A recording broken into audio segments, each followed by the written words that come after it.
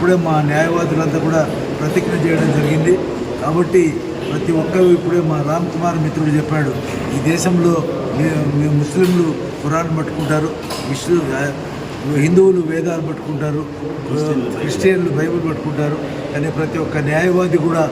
వాళ్ళు పొద్దున్న లేస్తానే కాన్స్టిట్యూషన్ ముఖం చూసి ఆ కాన్స్టిట్యూషన్ యొక్క ప్రియాంబుల్లో ఉండే విషయాలను మనం అర్థం చేసుకొని వాళ్ళంతా కూడా వాళ్ళ జీవనాన్ని వాళ్ళు చేయాలని ఈ కాన్స్టిట్యూషన్ విలువను పర్కులేటింగ్ డౌన్ అంటారు,